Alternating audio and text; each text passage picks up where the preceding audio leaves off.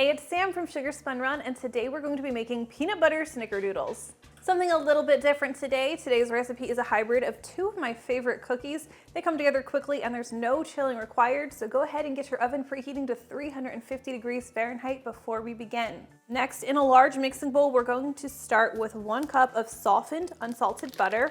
Drop that right in. You don't want your butter to be too soft. It shouldn't be oily or melty. If it is, your cookies could end up, I'm distracted because there's a little bit of butter stuck here. If the butter's too soft or too melty, then your cookies could end up spreading more than they're supposed to. So just something to keep an eye out for. Now, along with this, we're going to be adding a 1/2 cup of creamy peanut butter, though if you wanted to use crunchy peanut butter, if you like that texture, that should be totally fine. And we're also going to be adding 1 cup of granulated sugar and a 1/2 cup of firmly packed light brown sugar. All right, you could make today's recipe in your stand mixer fitted with a paddle attachment if you'd like. Today I'm just going to be using my electric hand mixer. I'm going to cream everything together until it's light and fluffy and well creamed. I'll show you what that looks like. All right, next up we're going to add our eggs. You're going to need 2 large eggs for today's recipe. These should ideally be room temperature. And okay, I said 2 large eggs, and technically you need 2 large eggs, but we're only using 1 whole egg. And from the second egg, we're just using the yolk. We're going to leave that egg white behind. Save it for your breakfast, save it for meringues, save it for the dogs.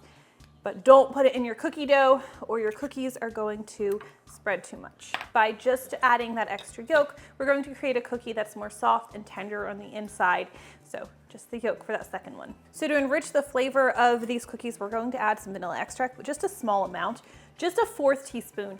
It's a tiny amount, it does make a difference, but it works well. This subtle amount works really well with the flavor of the cookie. Snickerdoodles actually, in my opinion, shouldn't have a lot of vanilla extract in them. So we're going to stir these ingredients together.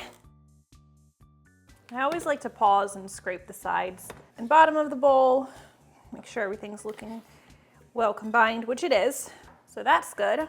And then we can slide these out of the way for a moment and grab a separate bowl for your dry ingredients. So we're starting with 3 cups of all-purpose flour. We're also going to be adding classic snickerdoodle ingredient, 2 teaspoons of cream of tartar and a teaspoon of baking soda.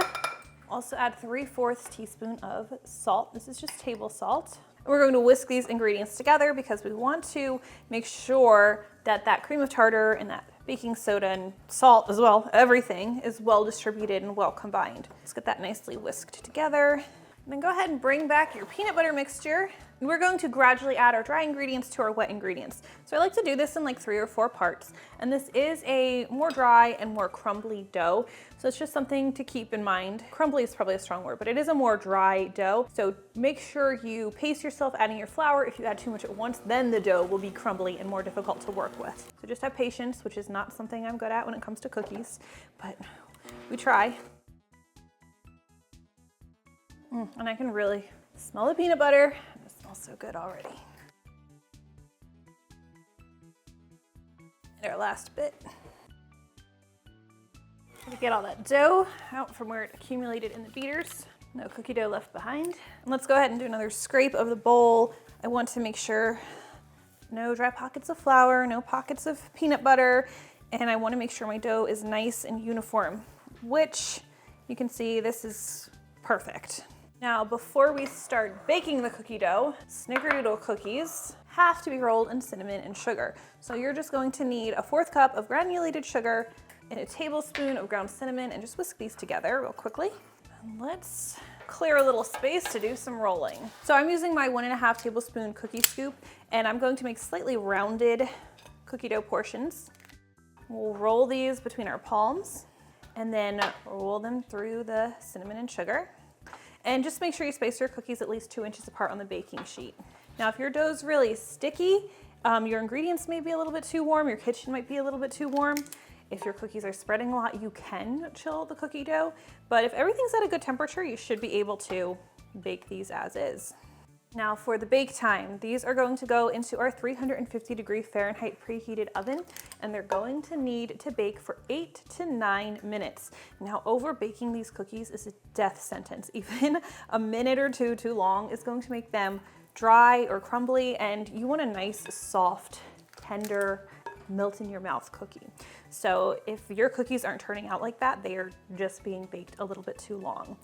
So I look for them to maybe even be looking a little bit underdone when they come out of the oven. And you can't test this until after the cookies have cooled completely. But if you pick them up and they look like golden brown or dark brown on the bottom, that's another sign that they've been overbaked. All right, these are off to the center rack of our 350-degree Fahrenheit oven. All right, so when they come out of the oven, you're going to want to let them cool on the baking sheet for, I'd say, at least 10 minutes before you remove them to a cooling rack, or let them cool completely on the baking sheet. They'll be really fragile while they're still warm, but once they're cooled, of course, you can pick them up. You can see these are a nice fatter cookie. That was by design. Gives you a really nice tender center. And that is how you make my current favorite hybrid cookie. If you try it, let me know what you think. I always love hearing from you. I'm gonna pick out one. Thank you for watching, and I'll see you next time. Ready, Luke? Cheers them. Tell me what you think. What do you think? Just to get a thumbs up. Should I put it on the website? Thank you.